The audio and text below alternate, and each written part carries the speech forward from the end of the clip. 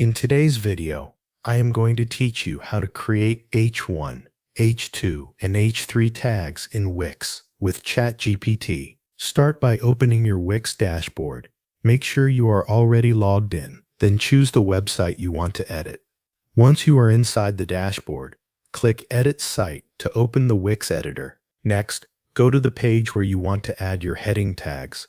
This is the page you will organize using a proper heading structure for SEO and readability. Now switch over to ChatGPT.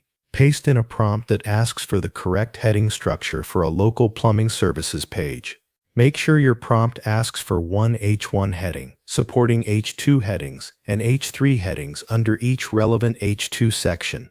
Also ask that the structure be SEO friendly and include the exact heading text ready to paste into Wix. Then return to Wix and open the page editor for that same page. Add a text element at the top of the page and paste in the H1 heading from ChatGPT. Select that text element, click Edit Text, then open the Theme Styles or Text Type menu. From there, choose Heading 1 or H1 as the text style.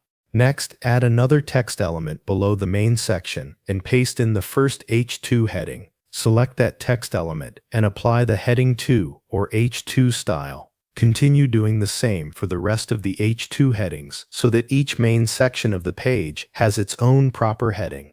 After that, add text elements beneath the appropriate H2 sections for your smaller subtopics.